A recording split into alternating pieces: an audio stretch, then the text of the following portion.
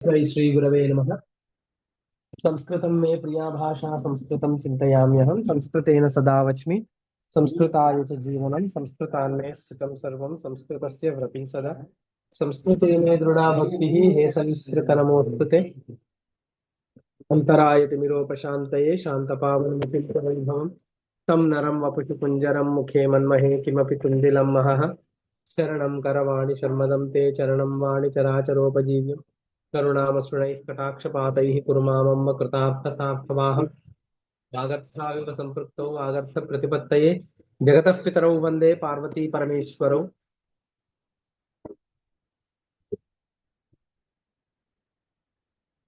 शिवाय गुरवे नमः। शिवाय गुरवे नमः।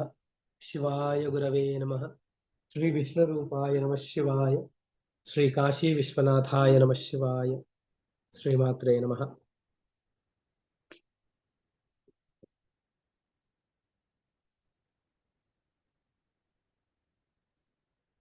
ఏదైనా పెట్టండి పర్వాలేదు, తెలుగుది పెట్టినా సరే దేవనాగరిది పెట్టినా సరే.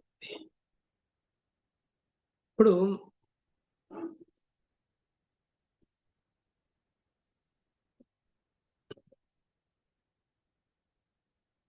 అసలు మోక్షం అంటే ఏంటి, బంధం అంటే ఏంటి అని చెప్పేసి నిరూపిస్తున్నారు. ఎవరెవరికి చెప్తున్నారు అంటే వాల్మీకి మహర్షి అరిష్టనేమికి చెప్తున్నారు. ఏమని అంటే, నేను ఇంతకు ముందు భరద్వాజుడికి ఏం ఉపదేశం చేశానో అది మీకు ఉపదేశం చేస్తున్నాను. భరద్వాజుడితో నాకు జరిగినటువంటి సంభాషణ ఇది, నా శిష్యుడైనటువంటి భరద్వాజుడితో జరిగిన సంభాషణ ఇది. బ్రహ్మగారు ప్రేరేపింపగా రామాయణాన్ని పూర్తి చేయాలి అని బ్రహ్మగారు ప్రేరేపింపగా నేను భరద్వాజుడికి ఉపదేశం చేసిందే నేను మీకు మళ్ళీ ఉపదేశం చేస్తున్నాను అని చెప్పి చెబుతున్నారు. ఇది మనం ఇంతవరకు చూసాం, అంతేనా అండి? అంతే గురుగారు. అవును గురుగారు.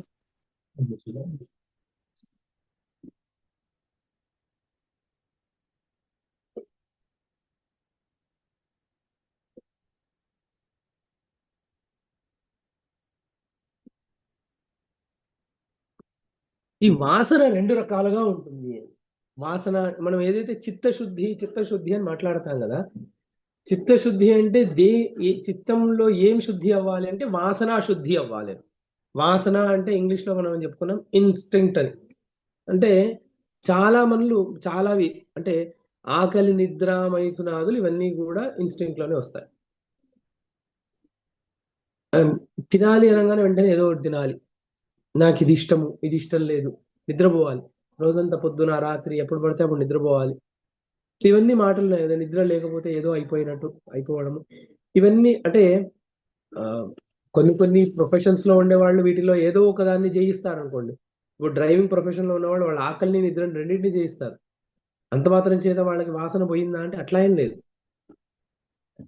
వాళ్ళు ఏదో సంపాదించాలి కాబట్టి దాన్ని ఏదో ఒక కారణం చేత దాన్ని పోగొట్టుకున్నారు. ఇప్పుడు డాక్టర్స్ ఉంటారు, 36 గంటలు వాళ్ళు ఆన్ కాల్ ఉంటారు, నిద్ర లేకుండా ఉంటారు, నిద్ర చాలా తక్కువ అవుతారు. సర్జన్స్ అయితే ఇంకా ఎక్కువ, 48 గంటలు. ఆర్మీలో ఉండేవాళ్ళు ఆకలి, నిద్ర రెండింటినీ జయించుంటారు. ఇంటిని దూరంగా ఉన్నప్పుడు మిగతా ఇంద్రియ సుఖాలను కూడా జయించుంటారు. అంత మాత్రం చేత వాళ్ళకి వాసన పోయిందా అంటే పోలేదు. ఎందుకు? ఆ పని లేనప్పుడు మిగతా ఇవన్నీ మళ్ళీ వెంటనే వచ్చి పడతాయి. అర్థమైందా మీకు? ఇప్పుడు అంటే అడగచ్చు, ఇప్పుడు వాసనలు ఏవైతే ఉన్నాయో వాసనలు జయించిన వాళ్ళు ఉంటున్నారు కదా, అంటే ఆ ప్రొఫెషన్ కి తగ్గట్టుగా ఒక్కొక్కసారి జయించినట్టుగా ఉంటుంది. ఒక్కొక్క రోజు మనమే ఎక్కడ బయటకు వెళ్తాము, ఎక్కడ తినడం దొరకకపోతే ఆ రోజు పూర్తి ఆకలి మీద ధ్యాస లేకుండా పనంతా చేసుకొచ్చాం అంటే ఆకలి మనం జయించేస్తామన్నా. ఒక్కొక్కసారి ఎక్కడో ప్రయాణం చేయాలి, అర్ధరాత్రి 2ంటికి ట్రైన్ పట్టుకోవాలి, ఫ్లైట్ పట్టుకోవాలి, రాత్రంతా నిద్ర లేదు, వెళ్ళాము, ఫ్లైట్ లో కూర్చున్నాము, ప్రయాణం చేసాము, ఆ తర్వాత రోజు ఏదో పని ఉంది పూర్తి చేసుకున్నాము, మళ్ళీ ఆ రోజు రాత్రి ఫ్లైట్ పట్టుకొని మళ్ళీ ఇంటికి తిరిగి వచ్చాము, నిద్ర లేదు, 2 రాత్రులు వరుసగా నిద్ర లేదు, ఎక్కడో బయట ఉన్నాం కాబట్టి భోజనం చేయలేదు, ఇంకా వేరే సుఖాలు దేని గురించి ఆలోచించలేదు. అంత మాత్రం చేత మనకు చిత్తశుద్ధి అయిపోయింది ఆ రోజు అవ్వలేదు. ఎందుకు? మళ్ళీ ఈ బరువు, బాధ్యత, ప్రెషర్ లేనటువంటి సమయం రాగానే మళ్ళీ మామూలుగానే మనము అన్నిటిని మళ్ళీ వచ్చి పడుతున్నాయిగా, అప్పుడు మన చిత్తశుద్ధి అవ్వలేదు అని. అందుకే అంటే ఆ వాసనలు 2 రకాలుగా ఉన్నాయి. వాసన ద్విధా ప్రోక్త శుద్ధాచ మలినా తథా మలినా జన్మనో హేతు శుద్ధ జన్మ వినాశిని.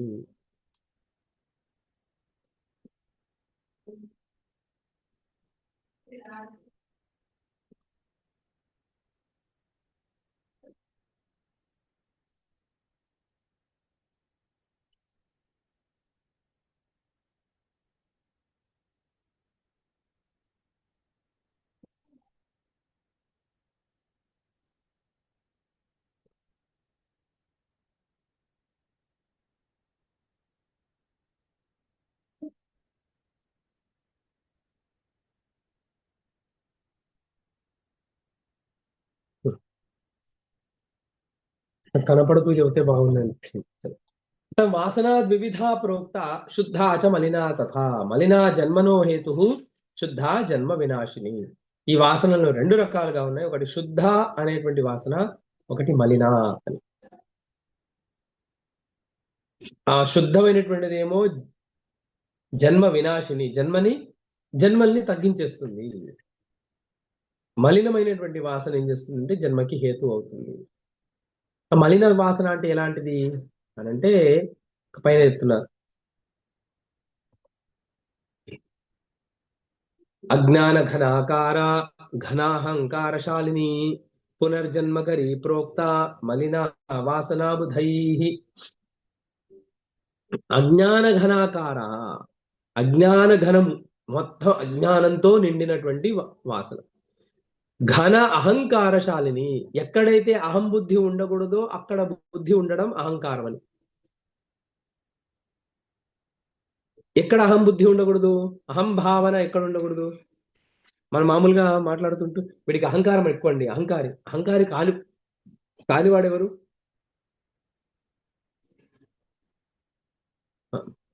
పరమేశ్వరుడు కూడా అహంకారి. అంటే మనం ఆ పదాన్ని తప్పుగా వాడుతున్నాం అంతే.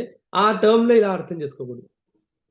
అహంకారి అని ఈ శాస్త్ర దృష్ట్యా అహంకారి ఎవరు అంటే దేహము ఎందు అహంభావాన్ని పెట్టుకున్న వాళ్ళందరూ అహంకారులే. ఇంద్రియాదుల ఎందు అహంభావాన్ని పెట్టుకున్న వాళ్ళందరూ అహంకారులే. మనస్సు బుద్ధి చిత్తము వీటి ఎందు అహంభావాన్ని పెట్టుకున్న వాళ్ళందరూ అహంకారులే.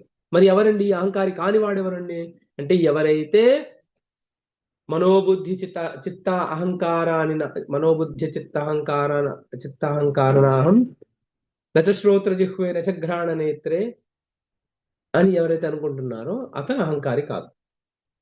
నేను దేహముని కాదు, నేను ఇంద్రియాలని కాదు, నేను మనస్సుని కాదు, బుద్ధిని కాదు, నేను చిత్తాన్ని కాదు, వీటన్నిటికీ సాక్షిభూతున్నాయని ఉంటున్నాను అని ఎవరైతే అనుకుంటున్నారో అతను అహంకారి కాదు. ఇంకా మిగతా వాళ్ళందరూ అహంకారి. ఈ చాలా మంది నేను అహంకారిని కాదు అని చెప్పుకోవడం కొరకు ఏదో ఈ జీవుడు అని చెప్పి రెఫర్ చేస్తుంటారు. ఏదో వెళ్ళామండి, తిరుపతికి వెళ్ళాలి, ఈ జీవుడికి మోక్షం ఎప్పుడు అంటే ఈ జీవుడికి మోక్షం అంటే నీ జీవుడికి మోక్షం అంటే నువ్వెవరు? ఆ మాట అంటుంది ఎవరు? ఇలా వ్యవహారం చేసేవాళ్ళు మనం చూసుంటామా లేదా? ఏదో జపం చేయించాలండి, ఈ జీవుడికి ఏదో తరుణోపాయంగా ఈ జీవుడు అంటున్నారు, మరి ఈ జీవుడికి తరుణోపాయం అంటున్నారు, మరి నీకొద్దా? నువ్వు జీవుడు కాదా?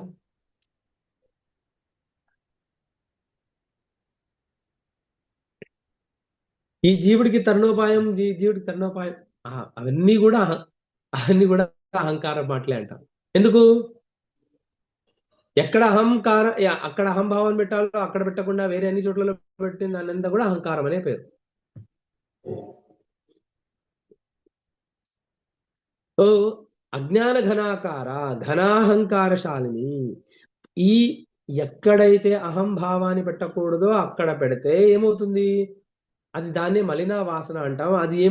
అదేం చేస్తుంది అంటే పునర్జన్మకరి దానికి అది పునర్జన్మని మళ్ళీ ఇస్తుంది, మళ్ళీ జన్మని ఇస్తుంది. మలినా వాసనా బుధై. ఇలా పండితులు ఇలా మాట అంటున్నారు. పండిత అనే శబ్దానికి అర్థం ఏంటంటే ఆత్మజ్ఞానే పండా సహ పండిత.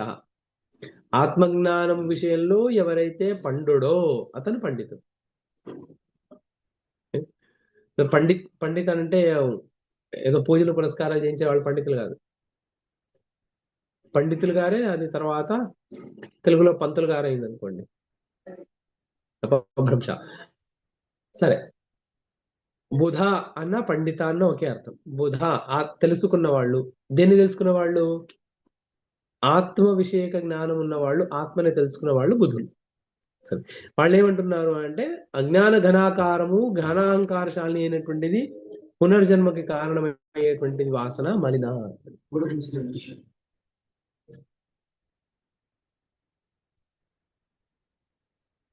పునర్జన్మాంకురం త్యక్త్వా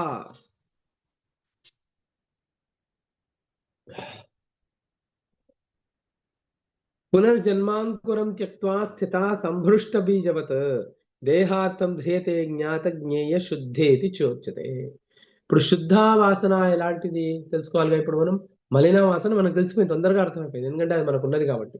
మరి శుద్ధమైనటువంటి వాసన ఎలా ఉంటుంది, అది ఎలా అర్థం చేసుకోవాలి మనము అంటే పునర్జన్మాంకురం త్యక్త్వా స్థిత సంభృష్ట బీజవత్. బాగా భర్జించినటువంటి బీజం ఇప్పుడు ఉందనుకోండి, పల్లీలు మామూలుగా మంచిగా మంచి పల్లి, శనగ ఏమంటారు, పల్లి అంటాము, వేరుశనగ, ఇట్లా భూమిలో వేస్తే మళ్ళీ మొలకెత్తుతుంది. దాన్ని వేయించేయండి, వేయించిన పల్లి మొలకెత్తుతుందా? ఎత్తలేదు. దేహార్థం ధ్రియతే జ్ఞాత జ్ఞేయ.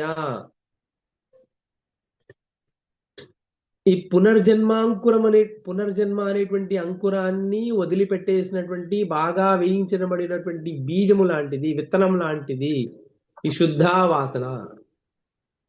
ఇప్పుడు ఉన్నటువంటి ఈ శరీరాన్ని నిలబెట్టడం కొరకు ఎంత వ్యవహారం కావాలో అంతవరకు మాత్రమే చేసేది. అశుద్ధ వాసన అనేటువంటిది ఈ శరీరం వరకే నిలిచిపోతుంది. ఇంకా చాలా మందికి ఉంటుంది, అరే మరి జీవన్ముక్తుడైతే వారి వ్యవహారం మామూలుగానే ఉంది కదండి. అవునండి, దాంట్లో తప్పే ఉంది.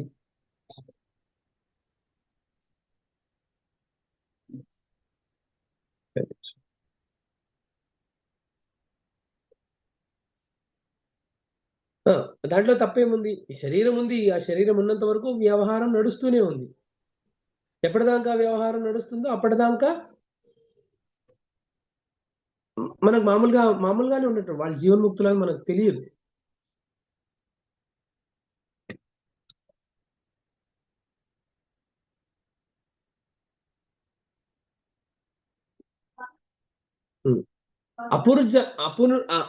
అపునర్జన్మకరిణి జీవన్ముక్తేషు దేహిషు వాసన విద్యతే శుద్ధ దేహే చక్ర ఇవ భ్రమ.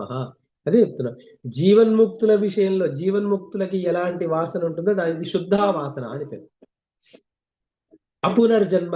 కరణి ఇంకా పునర్జన్మని ఇవ్వలేనటువంటిది, పునర్జన్మ ఇచ్చేటువంటి శక్తి లేనటువంటి జీవన్ముక్తుల అయినటువంటి వాళ్ళ దేహము యందు ఉన్నటువంటి ఏ వాసన ఉంటుందో దానికి శుద్ధ అని పేరు. మనం మామూలుగా వ్యవహారం చూస్తుంటాం, జీవన్ముక్తులని వాళ్ళ శిష్యులందరూ చాలా మంది పొగడేస్తూ ఉంటారు. కానీ వాళ్ళ వ్యవహారం చూసాం అనుకోండి, అయితే మనలాగా సాధారణంగా వ్యవహారం ఉంటుంది. చాలా చోట్లలో కోప్పడుతూ ఉంటారు, నవ్వుతూ ఉంటారు, బాధపడుతూ ఉంటారు, విస్మయాన్ని పొందుతూ ఉంటారు, ఆశ్చర్యాన్ని పొందుతూ ఉంటారు, పొగుడుతూ ఉంటారు, శ్లాఘ చేస్తూ ఉంటారు, అబ్బా ఇంత బాగా సాధించావు అది ఇది అని చెప్పి. కానీ వాళ్ళకి నిజంగా తెలుసు ఇదొక పైన ఒక ఫిల్టర్ అంతే, ఈ పైన వ్యవహారం నడుస్తుంది అంతే. నిజంగా లోపల ఇవి దేనికి వాళ్ళని పొగిడే వాళ్ళు ఉంటారు, వాళ్ళు ఇంకోళ్ళని పొగుడుతుంటారు, వాళ్ళని తిట్టే వాళ్ళు ఉంటారు, వాళ్ళు ఇంకోళ్ళని తిడుతుంటారు, అన్ని నడుస్తూ ఉంటాయి. కానీ వాళ్ళలో ఉన్నటువంటి ఆ వాసన ఇవి ఈ వేటితో కూడా సంగం లేకుండా చూసుకుంటూ ఉంటుంది. దానికి శుద్ధ వాసన. ఇప్పుడు మనకి వాళ్ళకి తేడా ఏంటి? మనము ఇలాంటి ఏదైనా ఒక సిచ్యువేషన్ రాగానే వాడు నన్ను అన్నాడు, నేను వాడిని సర్వనాశనం చేసే వరకు వదిలిపెట్టను అని మనం ఏం చేస్తున్నాం? ఎవడో మనల్ని అవహేళన చేశాడు అనుకున్నాం, 10 మంది ముందు అవమానం చేశాడు. నిజంగా అవమానం మనకు మాత్రమే. ఏవో 10 మంది ముందు ఏదో మాట అన్నాడు, ఆ 10 మంది కూడా మర్చిపోయి ఉంటారు ఆ క్షణంలో నవ్వేసి. కానీ అన్నవాడు కూడా మర్చిపోయాడు, విన్నవాడు మర్చిపోయాడు. విన్న వాళ్ళందరూ మర్చిపోయారు, అక్కడ ఉన్న వాళ్ళందరూ మర్చిపోయారు. అన్నవాడు కూడా ఏదో అన్నాడు, అయిపోయింది.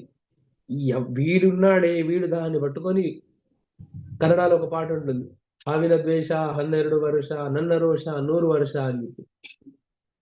అట్లా పాము పగబడితే 12 సంవత్సరాలే, కానీ నా రోషం మాత్రం 100 సంవత్సరాలు అని. ఇక తరతరాలుగా వాడు నాకు అవమానం చేశాడు. ఏంటి అవమానము? ఓ 10 సంవత్సరాల తర్వాత మీరే ఒకసారి తిరిగి చూడండి. ఏదో ఆ రోజు ఏదో నేను చొక్కా వేసుకున్నాను, ఆ చొక్కాకి ఏదో బొత్తా ఊడిపోయింది, దాన్ని చూసి నవ్వాడు అని మనం ఈ రోజు ఆ చొక్కా లేదు, ఆ చొక్కా ఉన్నా కూడా పట్టది వాళ్ళ. కానీ అంటే జీవన్ముక్తుల విషయము మన విషయం ఎలా ఉంటుంది? మనది అశుద్ధ ఎందుకయింది వాసన అంటే, మనం అలాంటి వాటన్నింటినీ పట్టుకొని వేలాడుతూ ఉంటాం ఇన్ని సంవత్సరాలు. అదే జీవన్ముక్తుల విషయంలో మీరు వెళ్ళారనుకోండి, కోపడ్డారా, ఆ క్షణానికి అయిపోయింది. తర్వాత అసలు ఎందుకు కోపడ్డాను, ఎవరి మీద ఎవరు కోపడ్డారు, అది ఏది మళ్ళీ ఉండదు. మళ్ళీ మళ్ళీ వ్యవహారం చేస్తే మళ్ళీ మామూలుగానే వ్యవహారం ఉంటుంది. ప్రతిరోజు ఒక కొత్త చాప్టర్. అంటే మీరు వెంటనే అడగొచ్చు, ఈ మధ్య అందరి ఇళ్లలో దాదాపుగా, తప్పుగా అనుకోండి, దాదాపుగా చాలా మంది వాళ్ళ ఇంట్లోనో, వాళ్ళ పక్క వాళ్ళ ఇంట్లోనో, దగ్గర వాళ్ళ ఇంట్లోనో ఈ అల్జైమర్స్ వచ్చిన వాళ్ళను, డిమెన్షియా వచ్చిన వాళ్ళని చూస్తున్నారు. వీళ్ళ రోజు ఏంటంటే ప్రతి నిమిషము వీళ్ళకి కొత్తగానే ఉంటుంది కదా, వీళ్ళందరూ కూడా జీవన్ముక్తులేనా అని అడగవచ్చు. అది రోగజన్యం, దోషజన్యం. జీవన్ముక్తుల విషయంలో అది దోషం కాదు, అది వాళ్ళకి స్వభావం అయిపోయి ఉంటుంది. అంటే వెంటనే నేను మీరు అడిగే ప్రశ్నల్ని మీరు అడుగుతారు అని నేను కల్పించుకొని చెప్తున్నాను. ఎందుకంటే ఆల్జీమస్ వచ్చిన వాళ్ళందరూ కూడా ఇలాగే చెప్పొచ్చు కదండి మీరు అని. అలా చెప్పలేము. ఎందుకు?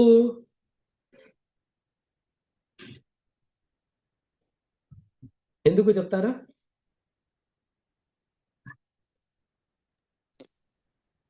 రోగం వలన అతనికి.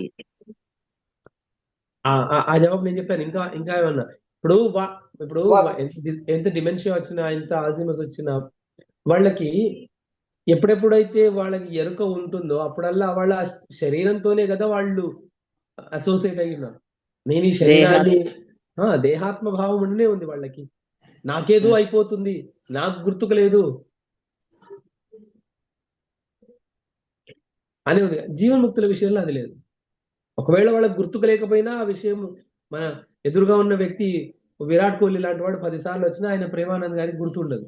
అంత మాత్రం చేత ఆయనకి ఏదో అల్జీమర్స్ డిమెన్షియా వచ్చిందంటామా? లేదు.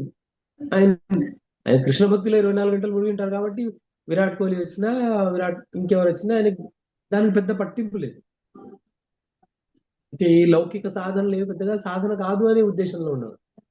అంటే ఇలాంటి వాళ్ళ జీవన్ముక్తుల వాళ్ళ వ్యవహారం ఎలా ఉంటుంది అని మనం అబ్జర్వ్ చేయగలిగితే వాళ్ళకి మనకి తేడా అంటే మనకు తెలుస్తుంది. ఏన శుద్ధవాసన భూయ న జన్మ అనర్థ భాజనం జ్ఞాత జ్ఞేయా తే ఉచ్యంతే జీవన్ముక్త మహాధియ.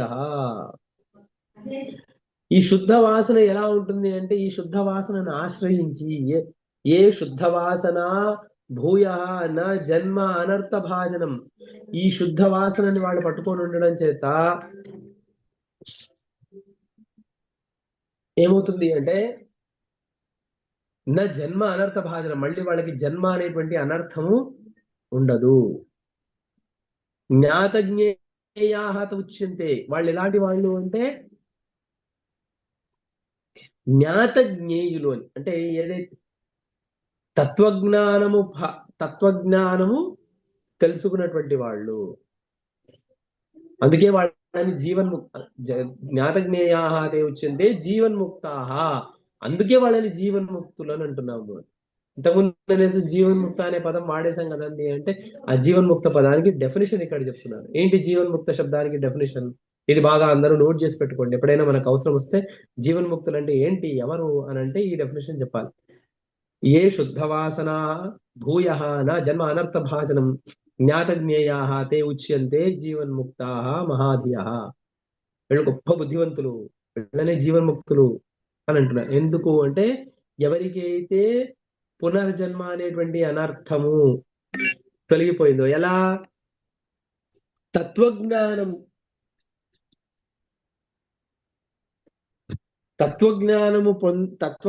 పొందడం చేత శుద్ధ వాసనని ఆశ్రయించి తత్వజ్ఞానము పొందడం చేత ఎవరైతే వీళ్ళు మళ్ళీ జన్మ అనేటువంటి అనర్థాన్ని పోగొట్టుకున్న వాళ్ళు ఉన్నారో వాళ్ళని జీవన్ముక్తులు అంటున్నారు. మరైతే జీవన్ముక్తి పదాన్ని పొందితే మరి రాముడు ఎలాంటి వాడు అంటే రాముడు జీవన్ముక్తుడే కదండి. జీవన్ముక్తుడు ఎలా అయ్యాడండి? సీతాదేవిని రావణాసురుడు ఎత్తుకుపోయినప్పుడు ఆయన శోకంతో విలవిలలాడిపోయాడు కదండి. జీవన్ముక్తుడు ఎలా అయ్యాడండి అంటే ఇంతకుముందే చెప్పినాం, ఆ శరీరం ఉన్నంత వరకు ఆ వ్యవహారం ఉన్నట్టుగానే అనిపిస్తూ ఉంటుంది, కానీ దానితో వాళ్ళకి సంగం ఉండదు. అది చూపించడానికేనేమో అన్నట్టు సీతాదేవిని వదిలి ఉండలేకపోయిన వాడు అని చెప్పేసి ముందెవరైనా అంటారేమో అని చెప్పి ఆవిడ్ని మళ్ళీ తర్వాత ఉత్తరకాలంలో వాల్మీకి వారి ఆశ్రమానికి పంపించేశాడు. జీవన్ముక్తుల వ్యవహారం ఇలా ఉంటుంది. ఇప్పుడు జీవన్ముక్తులు ఆచరించేవి చాలా చాలా ఎలా ఉంటాయి అంటే వాటన్నిటికీ మనము లాజిక్ వెతకలేము.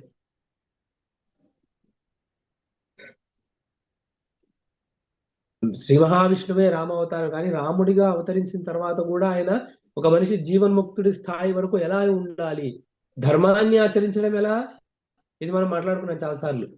ఇక్కడ ధర్మం విషయం కాదు, మళ్ళీ వెంటనే ఎవరు ఉలిక్కి పడకూడదు. ఏంటి రాముడు ధర్మం గురించి చెప్పాలి కదా, మీరేంటి జీవన్ముక్తుడు అన్నారు.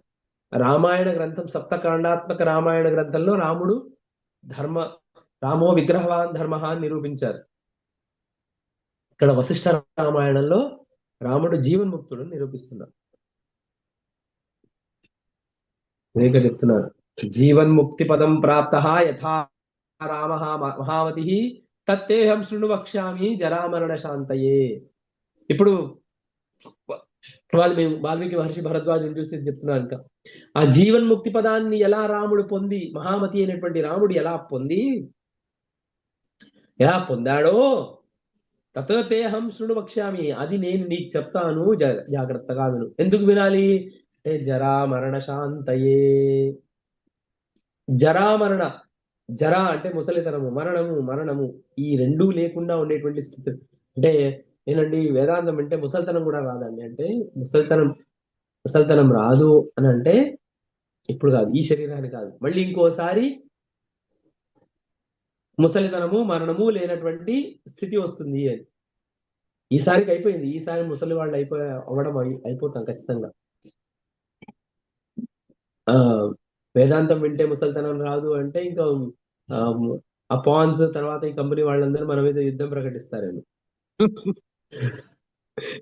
అలా ఏం లేదు, యాంటీ ఏజింగ్ క్రీమ్స్ వాళ్ళని చేసేటువంటి కంపెనీలందరూ యుద్ధం ప్రకటిస్తే చేయొచ్చు. మళ్ళీ ఇంకొకసారి ముసలితనము మరణము పొందవలసినటువంటి స్థితి రాదు. మళ్ళీ చెప్తున్నారు, భరద్వాజ మహాబుద్ధే రామక్రమం ఇమం శుభం శృణు వక్ష్యామి తేనైవ సర్వం న్యాససి సర్వదా. ఓ భరద్వాజ మహాబుద్ధే, మహా తెలివైనటువంటి వాడా భరద్వాజుడా, రామక్రమం రామచరితని, రామాయణాన్ని ఇప్పుడు రామాయణం ఆల్రెడీ చెప్పేశాడు కదండి, మరి ఇదేంటిది కొత్తది అంటే రాముడు జీవన్ముక్తి పదాన్ని ఎలా పొందాడో ఆ క్రమాన్ని నేను చెప్తున్నాను. అక్కడి నుంచి రాముడి పరిపాలన గురించి నేను మాట్లాడట్లేదు, రాముడి యొక్క ధర్మ పరిపాలన గురించి, రాముడి యొక్క ధర్మ నిబద్ధత గురించి ఇవన్నీ మాట్లాడేశాను. గ్రంథం సగమే పూర్తయింది. అంటే ధర్మం ఆచరిస్తే ఏమొస్తుందండి? ధర్మం ఆచరిస్తే చిత్తము శుద్ధి అయి తర్వాత ఆయన జీవన్ముక్తి పొందాడని కూడా చెప్పాలి కదా, అప్పుడే సంపూర్ణమవుతుంది కదా. రాముడు ధర్మాన్ని ఆచరించాడు, రాముడు ధర్మాన్ని ఆచరించాడు తేనకిం, దానివల్ల మాకేంటి ప్రయోజనం? ఆయన ఎవడే ఉండేవాడండి 2000 సంవత్సరాల క్రితం మా పాపాల కొరకు సిలువెక్కాడు, మేము ఇంకేం పాపాలు చేసినా పర్వాలేదు, అలా లేదు కదండి. రాముడు ధర్మాన్ని ఆచరించాడు, దానివల్ల మనకేంటి ప్రయోజనం? అంటే రాముడు ధర్మాన్ని ఆచరించడం వల్ల రాముడు ఏ ప్రయోజనాన్ని అయితే పొందాడో ఆ ప్రయోజనాన్ని మనం పొందుతామనే కదా. ఒకవేళ మనం కూడా అలా ధర్మాన్ని ఆచరించగలిగితే రాముడు ఏ ప్రయోజనాన్ని అయితే పొందాడో ఆ ప్రయోజనాన్ని మనం పొందగలుగుతాము అని. ఏం పొందాడండి అంటే చెప్తున్నాడు, శృణు వక్ష్యామి, అదే వాల్మీకి మహర్షి చెప్తున్నాడు. శృణు వక్ష్యామి, నేను చెప్తాను విను. సర్వం జ్ఞాస్యసి, నేను ఇప్పుడు ఏదైతే చెప్పబోతున్నానో అది విన్న తర్వాత అన్నీ తెలిసిపోతాయి నీకు ఇంకా సందేహం అనే ఉండదు. భిద్యతే హృదయ గ్రంథి ఛిద్యంతే సర్వ సంశయా క్షీయంతే చాస్య కర్మాణి తస్మిన్ దృష్టే పరావరే. విద్యాగృహాద్ వినిష్క్రమ్య రామః రాజీవలోచనః దివసాన్యయనాద్గేః లీలాభిరకుతోభయః విద్యాగృహాద్ వినిష్క్రమ్య రామః రాజీవలోచనః.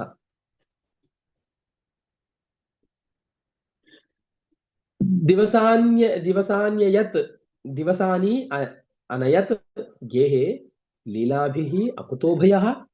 అసలు భయం లేనటువంటి వాడైన రాముడు విద్యాగృహం నుండి బయలుదేరొచ్చి విద్యల్ని అభ్యసించి వచ్చి రాముడు రాజీవలోచన అనేటువంటి రాముడు మళ్ళీ రాజీవలోచన రామ అనే ఎక్కువ విశేషణాన్ని వాడతారు వాల్మీకి మహర్షి.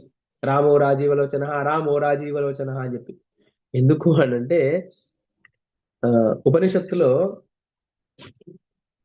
భగవంతుడి యొక్క అంటే పరమేశ్వరుడి యొక్క కళ్ళు ఇలా ఉంటాయి అని ఊహించి ధ్యానం చెయ్యాలి అని కొన్ని చోట్లలో చెప్పారు. ఆయన శరీరం అంతా కూడా హిరణ్యశ్మశ్రు హిరణ్యకేశ ఆసమంతాత్ హిరణ్మయ అని ఎన్ని ఇలా వర్ణించి, ఆయన బంగారు పంచ కట్టుకుంటాడు, బంగారు పాదరక్షలు కట్టుకుంటాడు, ఆయన గడ్డం బంగారమే, వెంట్రుకలు బంగారం ఎన్ని చెప్పి కళ్ళు మాత్రం ఎలా ఉంటాయి అంటే పద్మపత్రం లాంటి కళ్ళు ఉంటాయి ఆయనకి. ఆ కళ్ళు కూడా ఎర్రగా ఉంటాయి. ఎలా ఎర్రగా ఉంటాయి అంటే యథా కప్యాసం పుండరీకాక్షం. కోతి పృష్ఠభాగం, కొన్ని కోతులకు పృష్ఠభాగం ఎర్రగా ఉంటుంది చూసారా, ఆ ఎరుపు రంగులో పుండరీకాక్షుడిగా ఆ ఎరుపు రంగులో ఉన్నటువంటి పుండరీకము పద్మము అలాంటి కళ్ళు గలవాడుగా పరమేశ్వరుని ధ్యానం చేయాలి.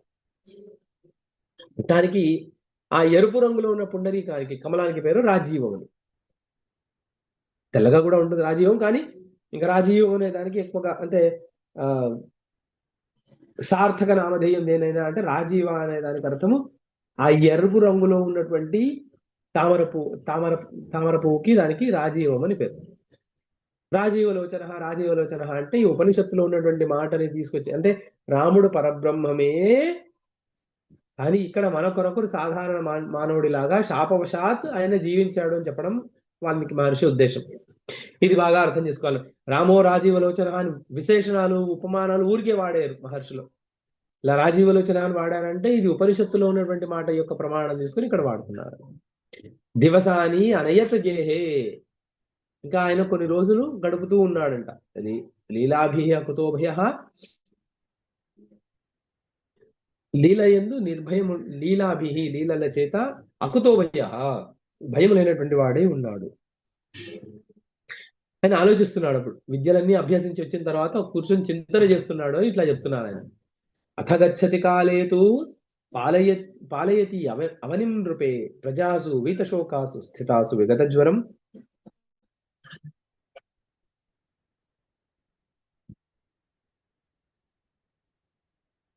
దశరథుడి పాలనలోనే అయోధ్య సస్యశ్యామలంగా ఉంది. అంటే రామరాజ్యం అని మనం అంటాము, కానీ రాముడి కంటే ముందు దశరథుడి పాలనలోనే, అంతకంటే ముందు రఘుమహారాజు పాలనలో, అజమహారాజు పాలనలో, దశరథుడి పాలనలో, దిలీపుడి కాలంలో కూడా కోసల దేశము, అయోధ్య రాజ్యము, అయోధ్య రాజధాని అవి సుభిక్షంగానే ఉన్నాయి.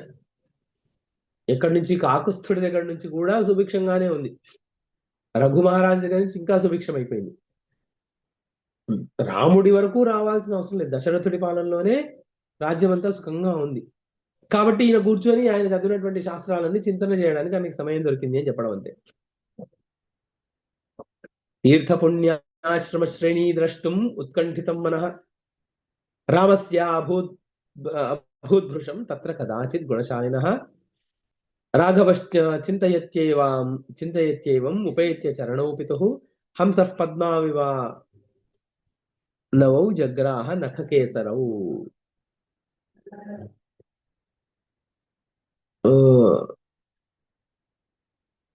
తీర్థపుణ్యాశ్రమ శ్రేణి ద్రష్టం ఉత్కంఠితం మనః. ఒకసారి ఇలా ఉండగా రాజీవలోచనుడైన రాముడికి ఆయనకి మనసులో ఎలాంటి కోరిక వచ్చిందంటే తీర్థ పుణ్యక్షేత్రాలు ఏవైతే ఉన్నాయో వాటన్నిటినీ ఒకసారి దర్శించి రావాలి అనేటువంటి కోరిక కలిగిందంట.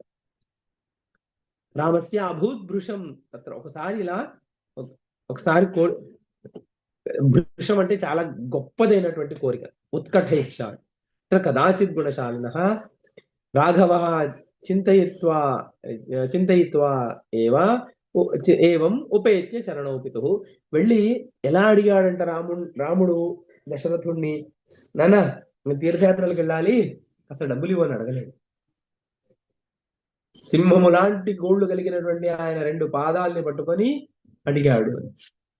అంటే ఇప్పుడు ధార్మికమైనటువంటి పని తీర్థయాత్ర చేయడం అనేటువంటిది. కానీ ఇప్పుడు తాను ఇంక ముందు యువరాజుగా అవ్వబోతున్నాడు. ఆయన యువరాజుగా అవ్వబోతున్నటువంటి వాడు రాజ్యంలో ఏవేవి కార్యభారాలు ఉంటాయో అవన్నీ తెలుసుకోవాల్సినటువంటి సమయంలో తీర్థయాత్రలకు వెళ్తాను అనేటువంటిది ధర్మానికి కొద్దిగా దూరంగా ఉన్నటువంటి కోరిక, కానీ ధార్మికమైంది. తీర్థయాత్రలకు వెళ్ళడం అనేటువంటిది సదా ధార్మికమైంది, కానీ ప్రస్తుతం తాను చేయవలసినటువంటి పని నుండి దూరంగా వెళ్తున్నాడు. కాబట్టి తండ్రి దగ్గరికి అడగాల్సి వచ్చినప్పుడు ఏమైంది అంటే, తండ్రి కాళ్ళని పట్టుకుంటే ఏమవుతుంది అంటే, ఒకసారి ఎప్పుడైనా మనం ధర్మం వదిలి కొద్దిగా దూరంగా ఏదైనా చేసినా కూడా తండ్రి కాళ్ళని పట్టుకుంటే ఆ ధర్మచ్యుత దోషము తొలగిపోతుందంట. మగవాళ్ళకి, ఆడవాళ్ళకి భర్త పాదాలు పట్టుకుంటాయి. ఈ మాట చెప్తే మళ్ళీ వెంటనే అసూయతో కూడుకున్నటువంటి వాళ్ళు ఎవరైనా మళ్ళీ ఏమన్నా అంటే అందురుగాక, పేరు మాత్రం అనసూయ, ఊరికి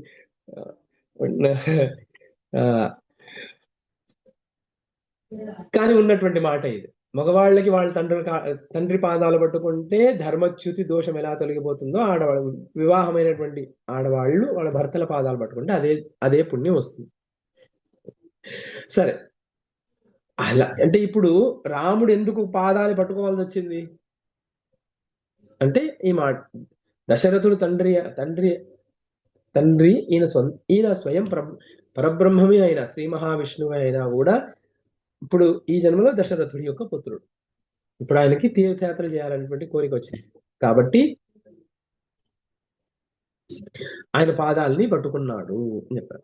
పట్టుకొని ఏమన్నాడు, రామోవాచ, శ్రీరామోవాచ, తీర్థాని దేవ సద్మాని వనాన్యాయతనాని చ ద్రష్టుం ఉత్కంఠితం తాత మమేదం నాథమానసం.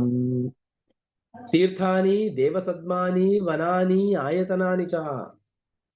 తపోవనాలు, వనాలు, దేవాలయాలు, తీర్థాలు. దేవసద్మము అంటే దేవాలయము, సద్మ అంటే ఇల్లు, దేవ ఆలయము, తీర్థాలు, తపోవనాలు, వీటన్నిటినీ కూడా దర్శించాలి అని చెప్పి నాకు ఉత్కంఠ ఇచ్చ కలుగుతోంది. తాత అంటే తండ్రి అని. తాత అంటే తెలుగులో తాత కాదు, సంస్కృతంలో తాత అంటే తండ్రి అని. తది ఏతాం అర్థితాం పూర్వాం సఫలాం కర్తుమర్హసి నసోస్తి భువనే నాథ త్వయో యో అర్థి న మానితః.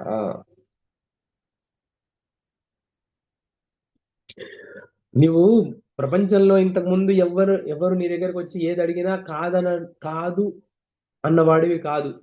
కాబట్టి నేను పుట్టినప్పటి నుంచి నేను కోరుతున్నటువంటి మొదటి కోరిక ఇది, అటు నా కోరికను తీర్చు అన్నాడు. ఇది సంప్రార్థితో రాజా వసిష్ఠేన సమంతదా అముంచ దైవైనం రామం ప్రథమం అర్థినం. వశిష్ఠుడితో ఆలోచించి, రాముడు మొట్టమొదటి కోరిక ఇది కాబట్టి నేను తీర్చాలి అని చెప్పేసి వశిష్ఠుడితో ఆలోచించి ఆయనకి సరే అని చెప్పి ఒప్పుకున్నాడు దశరథుడు. శుభే నక్షత్ర దివస. ఇప్పుడు రామాయణం పూర్తి చేయాలి అంటే ఈ రాముడు రాజు అయిన తర్వాత జ్ఞాని అయ్యాడా, జ్ఞాని అయ్యాక రాజు అయ్యాడా అనే ప్రశ్న కూడా ఉందిగా. జ్ఞాని అయ్యాకే ఆయన రాజు అయ్యాడు. ఆయన జ్ఞాని యోగ్యుడని తెలుసుకున్న తర్వాతే సర్వగుణ సంపన్నో అని, ఆయన సర్వగుణ సంపన్నుడు కాబట్టి ఆయన్ని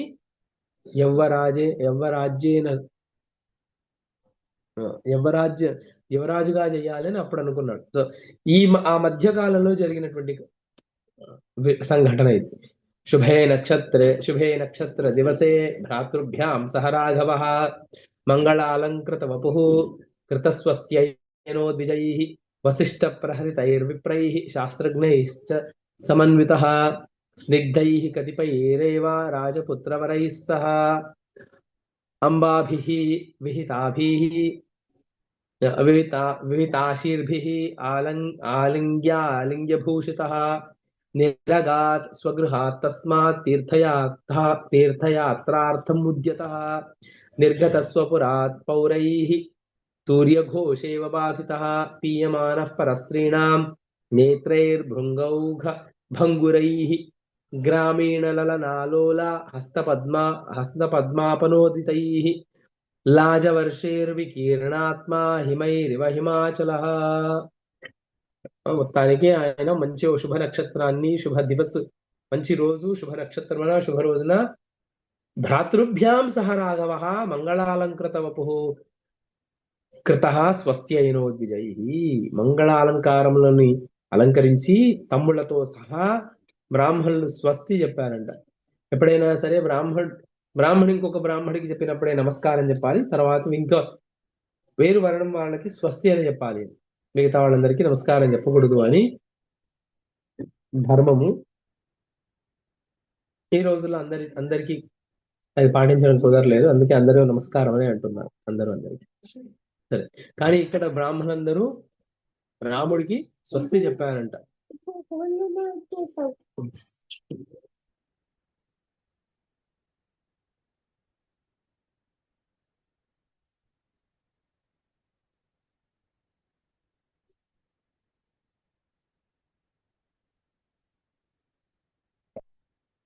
మొత్తానికి వశిష్ఠ ప్రహితైః విప్రైః శాస్త్రజ్ఞైశ్చ సమన్వితః స్నిగ్ధైః కతిపయైరేవ రాజపుత్రవరైః సహా. కొంతమందితో వశిష్ఠుడు ఎవరైతే పంపించారో శాస్త్రజ్ఞులైనటువంటి బ్రాహ్మణుల్ని, విప్రుల్ని, కొంతమంది ముఖ్య స్నేహితుల్ని, రాజపుత్రుల్ని, వీరందరితో కలిసి రాముడు తీర్థయాత్రలకు బయలుదేరాడంట. తల్లులందరూ మాటికి రాముడు తీర్థయాత్రలకు వెళ్తున్నాడంటే మాటికి వాళ్ళందరూ ఆశీర్వదించి అలంకరించి వాళ్ళందరూ కూడా గాఢాలింగనం చేసుకుని వాళ్ళందరినీ, తల్లులందరూ పిల్లవాడు తీర్థయాత్రలకు వెళ్తున్నారు కదా అని చెప్పేసి ఆలింగనం చేసుకుని వాళ్ళు ఆశీర్వదించి పంపించారంట. తల్లి యొక్క ఆలింగనమే ఆశీర్వచనం అని చెప్పి చెప్తున్నారు ఇక్కడ.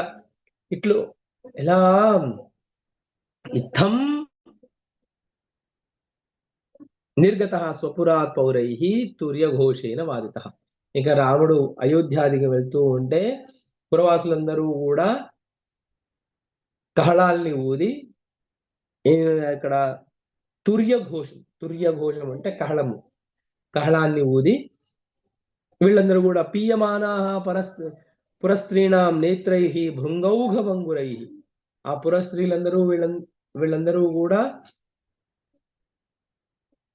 వాళ్ళు ఎలా చూశారు అంటే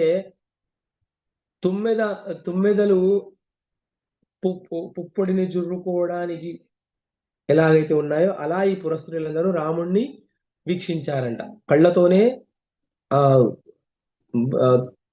రాముడి యొక్క సౌందర్యాన్ని వాళ్ళందరూ గ్రోలారు అని చెప్పి. తర్వాత గ్రామీణ లలనాలోల హస్తపద్మాపనోదితైః లాజవర్షైః వికీర్ణాత్మ. చేతులు పద్మాలాంటి సున్నితమైనటువంటి చేతులతో లాజలు అంటే పేలాలు, ఈ పేలాల్ని ఆయన మీద చల్లుతూ ఉంటే ఎలా ఉందంట, ఆయన మీద పేలాలు చల్లుతూ ఉంటే అదొక హిమవర్షం లాగా ఉందంట. హిమాచలంలో హిమవర్షం లాగా ఉంటే రాముడు అలా మెల్లిగా దాటిపోయాడు. అథారభ్య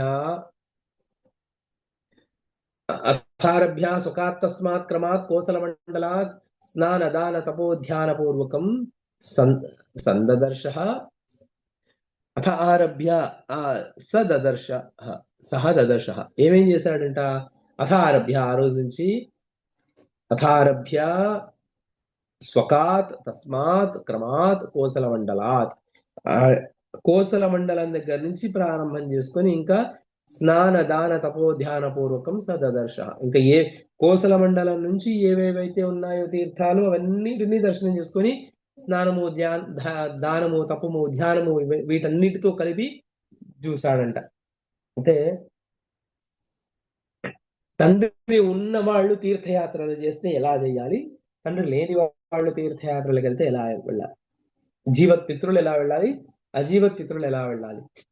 జీవత్ పితృలు ఒకవేళ తీర్థయాత్రలు చేస్తే వాళ్ళు స్నానము దానము తపస్సు ధ్యానము ఇవి ప్రధానంగా ఆచరించాలి.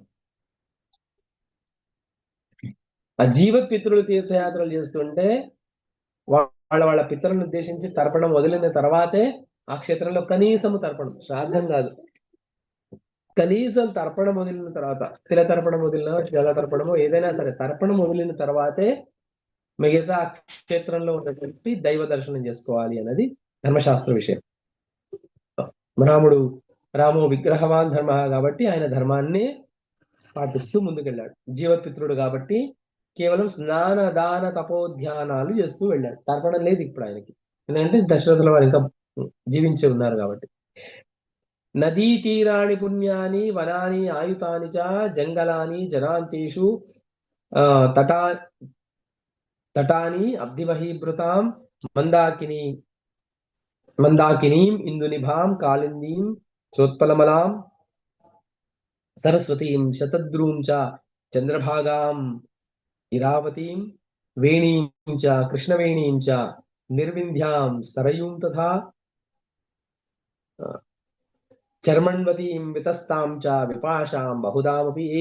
ఏ నదుల్ని ఆయన సేవించాడు అని చెప్తున్నారు ఇక్కడ. మందాకిని, ఇందునిభ, కాళింది, ఉత్పలమల, సరస్వతి, శతద్రు, చంద్రభాగ, ఇరావతి, వేణి, కృష్ణవేణి, నిర్వింధ్య, సరయు, చర్మణ్వతి, వితస్త, విపాష, ఈ నదులన్నిటినీ సేవించాడంట. ఏ తీర్థాలను సేవించాడు రాముడు అంటే ప్రయాగం నైమిషం చైవ ధర్మారణ్యం గయాం తథా వారాణసీం శ్రీగిరిం చ కేదారం పుష్కరం తథా మానసం చ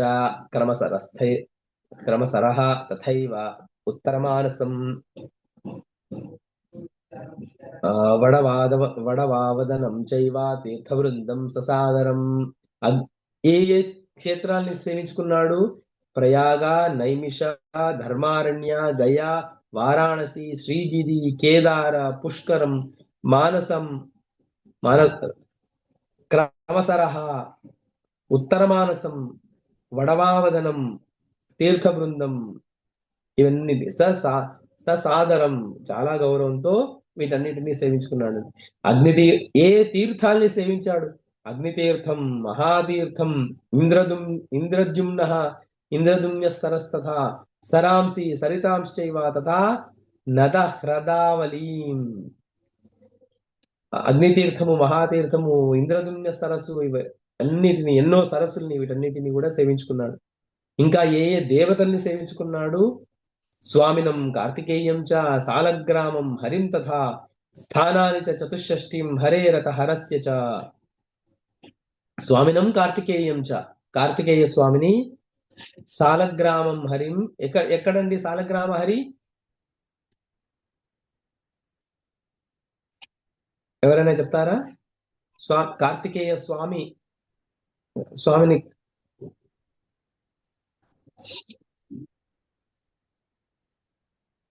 స్వామినం కార్తికేయం అనేటువంటి మాటని పళని కాదు, కాదండి, నేను అది చెప్పను, అది వదిలేయండి. సాలగ్రామ హరి అంటే అది చెప్పండి చాలు.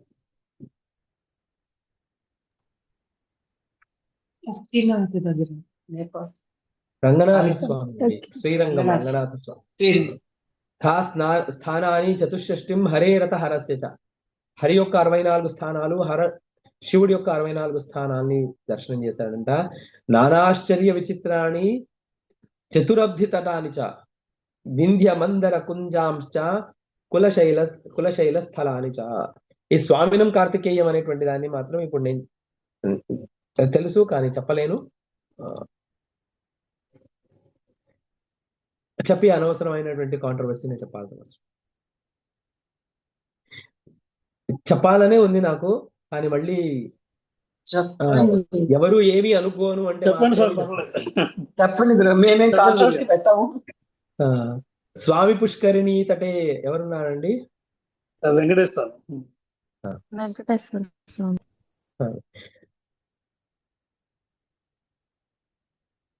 ఇక్కడ కార్తికేయం అనే దానికి అర్థము స్వామినం కార్తికేయం అనేటువంటిది వెంకటేశ్వర స్వామి. స్వామి పుష్కరిణి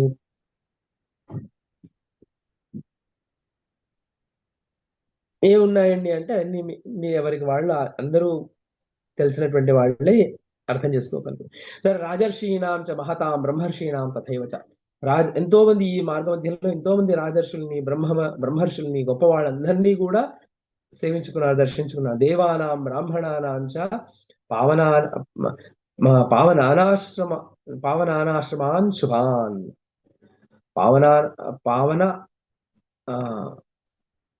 నానా ఆశ్రమాల్ని శుభాలు వీటన్నిటిని ఎన్నో దర్శనం చేసుకున్నాడంట. భూయో భూయ స బభ్రామ భ్రాతృభ్యాం సహ మానద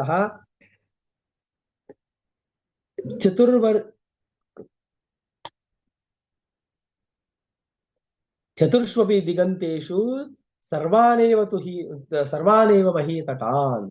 భూయో భూయ సహ బభ్రామ భ్రాతృభ్యాం సహ మానద. మళ్ళీ తిరిగాడంట వీటన్నిటినీ కూడా. ఎక్కడైతే మళ్ళీ ఇంకోసారి వెళ్ళాలనిపించిందో వీటన్నిటిలో మళ్ళీ వెళ్ళాడంట. ఇంకా వెళ్ళి అమర కిన్నర మానవ మానిత సమవలోక్య మహీం అఖిలామిమాం ఉపయయౌ స్వగృహం రఘునందన విహృత దిక్ శివలోకం ఇవేశ్వర. ఇప్పుడు ఒక చిన్న మాట చెప్పాలి. ఇప్పుడు ఇది సర్గలుగానే ఉంది అని నిర్ణయించాలంటే సర్గ లక్షణం ఏంటి అంటే, సర్గలో అన్ని శ్లోకాలు మొదటి నుంచి శ్లోకాలన్నీ ఒక ఛందస్సులో, అంటే చివరి శ్లోకాలు, చివరి ఒక శ్లోకమో 2 శ్లోకాలు 3 శ్లోకాలు, చివరి నుంచి ఒక సమూహమైన శ్లోకాలు వేరే ఛందస్సులో ఉండాలి అనేది సర్గ లక్షణం. అలా ఉంటే దానికి సర్గము అని పేరు. అధ్యాయము అంటే ఖచ్చితంగా అంటే మొత్తం ఒకే ఛందస్సులో శ్లోకాలు ఉండకూడదు, కానీ వేరే ఛందస్సులో శ్లోకాలు మధ్యలో ఎక్కడైనా చెప్పొచ్చు, దానికి అధ్యాయం అని పేరు. ఇప్పుడు మనం మూడు సర్గలుగా చూస్తున్నాము. చివరి శ్లోకాలు మాత్రమే వేరే ఛందస్సులో ఉంటున్నాయి. మొదటి నుంచి అన్ని అనుష్ఠుప్ ఛందస్సులో ఉండి చివరి శ్లోకాలు మాత్రమే 1 లేదా 2 శ్లోకాలు మాత్రమే వేరే ఛందస్సులో ఉంటున్నాయి. కాబట్టి ఇది సర్గే అనాలి అని మనం అనవచ్చు. కొన్ని గ్రంథాల్లో రామకృష్ణ మిషన్ వాళ్ళు వేసినటువంటి గ్రంథాలు అక్కడ అధ్యాయం అని కూడా వేస్తున్నారు, లేదా యోగ వాసిష్ఠ రత్నాకరంలో చెప్పారు. ఎక్కడో మొత్తానికి కొన్ని చోట్ల అధ్యాయం అని కూడా అన్నారు. అధ్యాయం కాదు, ఇది సర్గే అనాలి. యోగ వాసిష్టంలో సర్గే అనాలి అని మనం నేర్చుకున్నాం. ఇది 3వ సర్గ ఇక్కడికి సమాప్తం. ఇంకా వాల్మీకి మహర్షి ఇంకా ఇలా చెప్తున్నారు. రామ పుష్పాంజలి వ్రాతైర్వికీర్ణ పురవాసిభిః ప్రవివేశ గృహం శ్రీమాన్ జయంతో విష్టపం యథా. ఈ తీర్థయాత్రలకు వెళ్ళి వచ్చిన తర్వాత కూడా, తీర్థయాత్రలకు వెళ్ళేటప్పుడు విధి ఉండి వచ్చిన తర్వాత కూడా విధి ఉంటుంది.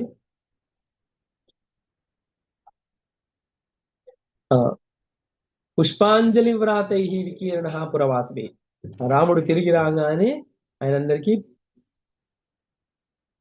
పుష్పములతో ఆయన నమస్కారం చేశారండి. ఆయన పుష్పార్చన చేశారు, అంటే పుష్పాంజలిలు ఇచ్చి ఆయన్ని అర్చించారు.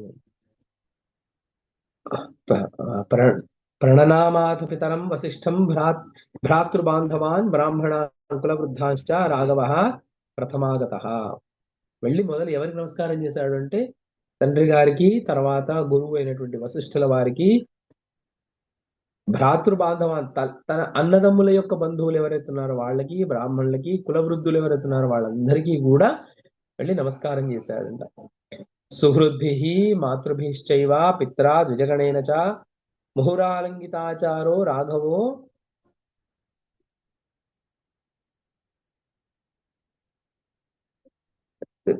కొద్దిగా పైకి స్క్రోల్ చేస్తారండి. రాఘవో న మమౌ ముదా.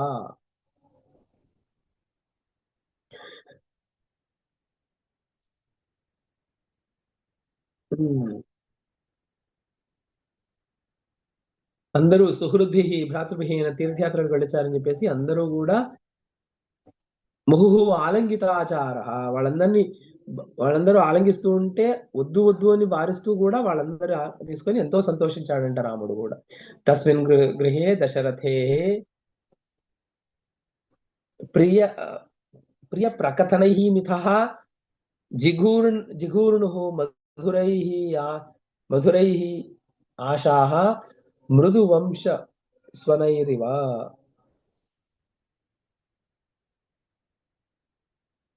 ఇప్పుడు అందరూ రాముడిని ఆ తీర్థయాత్రల విశేషాలు చెప్పమని అందరూ అడుగుతూ ఉంటే చాలా ఆయన వెళ్ళొచ్చిన వాటన్నిటిని కూడా చాలా మధురమైనటువంటి వేణువు లాంటి మధురమైనటువంటి వాక్యంతో చెప్పారంభించాడండి.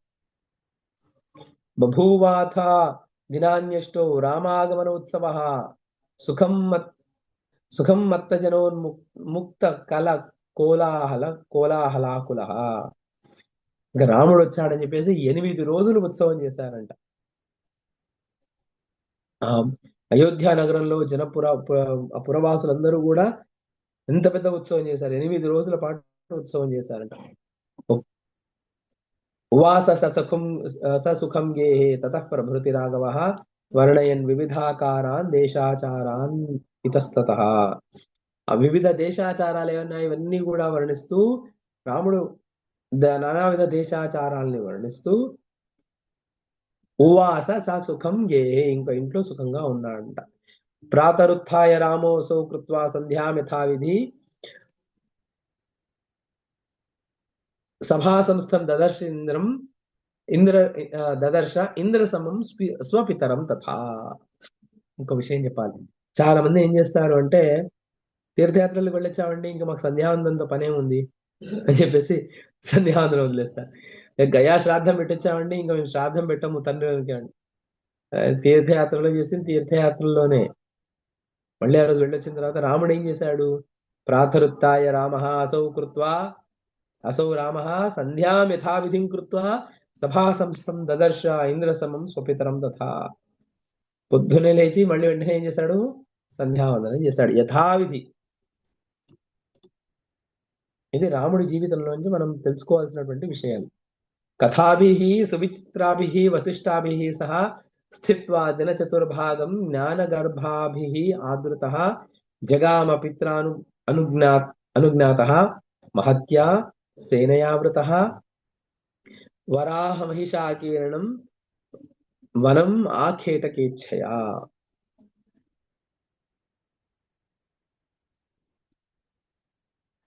ఏం చేశాడు ఇప్పుడు అంటే సువిచిత్రాభిః వశిష్టాదిభిః సహా కథాభిః స్థిత్వా దిన చతుర్థ భాగం.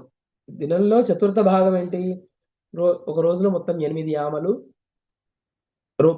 పగటిపూట 4 యామలు, రాత్రిపూట 4 యామలు. సో ఏం చేశాడు అంటే దినంలో ఒక భాగం మొత్తం ఆయన వశిష్ఠులతో కలిసి జ్ఞానగర్భమైనటువంటి చర్చల్లో మునిగి తేలాడు.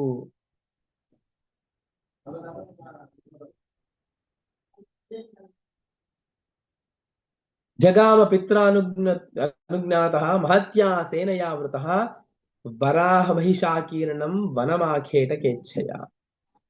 ఇంకా తండ్రి ఆజ్ఞతో ఏం చేశాడంటే కొద్ది మహాసైన్యాన్ని తీసుకొని వనానికి వేటాడడానికి బయలుదేరాడంటే. ఇది ఎక్కడ మనం రామాయణంలో ఎక్కడ చూడలేదు. ఇక్కడ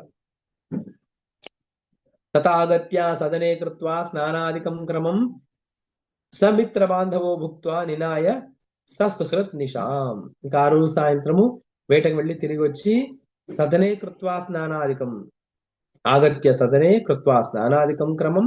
స్నానాదికాలు అంటే స్నానాది అంటే స్నాన సంధ్యావందనాదులు అని అన్ని కూర్చొని సమిత్ర బాంధవ భుక్త్వా మిత్ర బంధువులందరితో కలిసి భుజించి నినాయ సుహృత్ నిశాం. ఇప్పుడు ఇంకొక చిన్న విషయం కూడా చెప్పాలి. చాలా మంది ఏమంటారు అంటే రాముడేంటి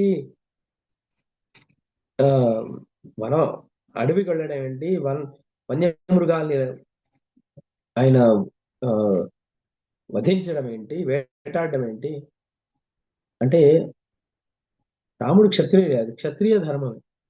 రామో విగ్రహవాన్ ధర్మ అని రాముడు క్షత్రియుడుగా ఉంటూ క్షత్రియ ధర్మాల్ని ఆచరిస్తున్నటువంటి రాముడు అంట్లో ఆయనకు విహితం కానటువంటి ధర్మాలను ఎందుకు ఆచరిస్తాడు? క్షత్రియ ధర్మాలనే ఆచరిస్తాడు ఆయన. కాబట్టి ఎవ్వరూ కూడా ఉలికి పడాల్సిన అవసరం లేదు రాముడు మాంసభక్షణ చేశాడు అంటే. రాముడు మాంసభక్షణ చేశాడు మనకు యోగ్యమా అంటే మన మన ధర్మానికి అది యోగ్యమా కాదా అని ఆలోచించుకోవాలి. బ్రాహ్మణులుగా పుట్టిన వాళ్ళు యజ్ఞంలో తప్ప వేరే ఎక్కడా కూడా మాంసభక్షణ చేయడానికి లేదు. క్షత్రియులు వేటాడింది మాత్రమే భుజించాలి, ఎవరో తెచ్చిపెడితే తినడం. అలాంటి వేటాడిన వేటలో వధింపబడినటువంటి ప్రాణులు అవి కూడా కొన్ని ప్రాణులు మాత్రమే లిస్ట్ ఉన్నాయి. ఏవి పడితే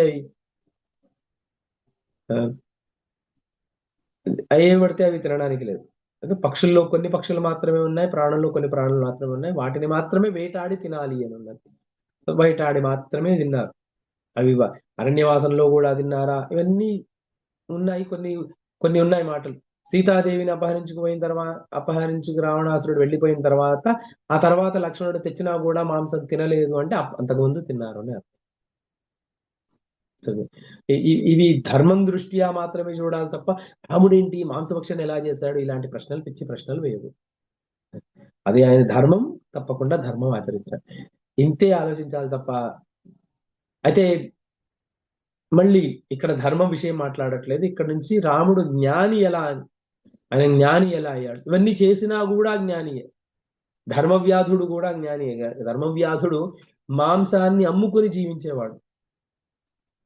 ఆయన మాంసాన్ని అమ్ముతున్నప్పుడు కూడా ఎవరికి ఎంత కావాలో అంత మాంసాన్ని మా పెద్ద ముద్ద నుంచి కోస్తూ కూడా ఆయనకి దాంతో సంఘం లేదు, అలా జీవించాడు ఆయన.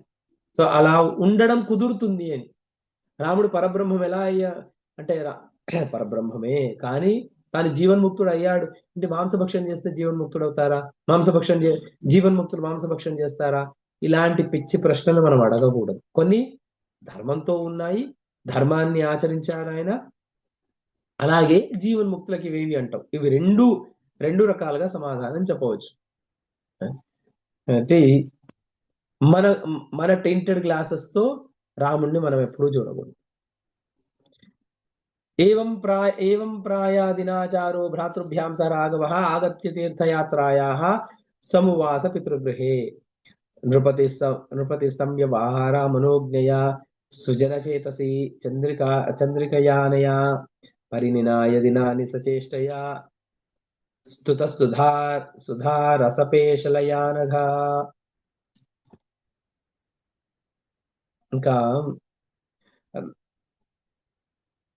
రాజులందరితో నృపతి సంవ్యవహారమనుజ్ఞయా సుజనచేతసి చంద్రికయానయా పరినినీయ దినాని సచేష్టయా స్తుత సుధారసపేశలయా అనగా ఓ భరద్వాజ మహర్షి, రాజులందరితో కలిసి రాముడు ఏం చేశాడు ఇంకా తర్వాత?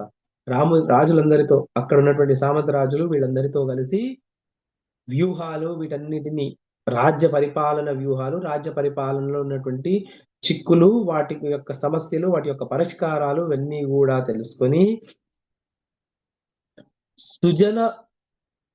సుజన చేతసి చంద్రికయ, సుజనులు మంచి వాళ్ళు ఎలా ప్రవర్తిస్తారు అనే విషయాన్ని తెలుసుకుంటూ పరినినాయ దినాని, ఆయన దినాలు ఇలా గడుపుతూ వచ్చాడంట, సంతోషంగా గడుపుతూ వచ్చాడంట. స్తుత సుధారసపేశలయా అని. ఇది మొత్తానికి ఇక్కడికి చతుర్థ సర్గ కూడా అయిపోయింది. పంచమ సర్గ ఒక్క శ్లోకం చెప్పుకొని ఈరోజు మనం పాఠం ఆపుతాం. అథోన షోడశే వర్షే వర్తమానే రఘూద్వహే రామానుయాయిని తథా శత్రుఘ్నే లక్ష్మణేపి చ భరతే సంస్థితే నిత్యం మాతామహగృహే సుఖం పాలయత్యవనం రాజ్ఞిం యథావదఖిలామిమాం జన్యత్రార్థం చ పుత్రాణం ప్రత్యాహం సహమంత్రిభిః కృతమంత్రే మహాప్రాజ్ఞే తజ్ఞే దశరథే నృపే కృతాయాం తీర్థయాత్రాయాం రామో నిజగృహే స్థితః జగామానుదినం కార్ష్యం శరదీవామలం సరః.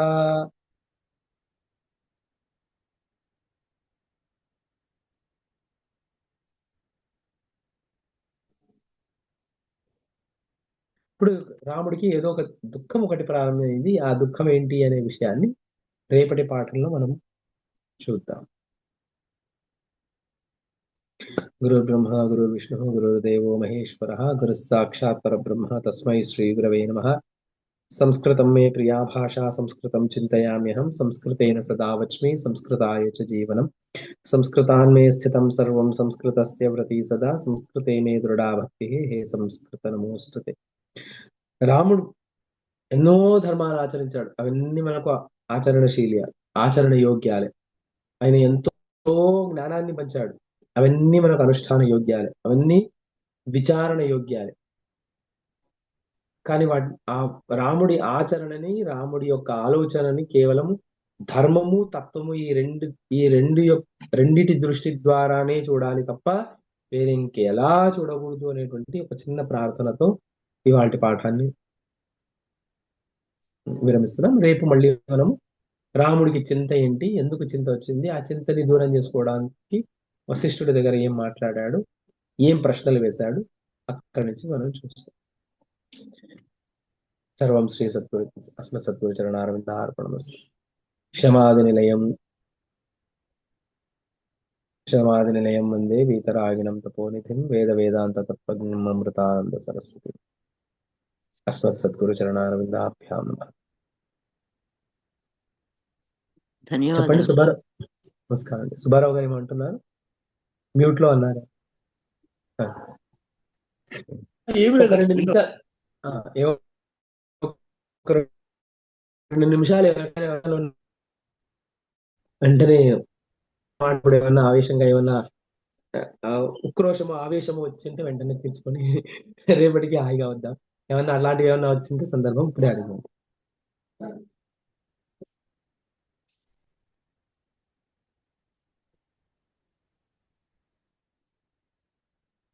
ఏమి లేవంటారా? ఏం లేవు గురుగారు. సరే అండి, అలాగే. ధన్యవాదాలు గురుగారు. ధన్యవాదాలు. నమస్కారం అండి. ధన్యవాదాలు గురుగారు. నమస్కారం. రాఘవేంద్ర గారు ఒకసారి కుదిరితే ఫోన్ చేస్తారు. అలాగే గురుగారు, చేస్తాను.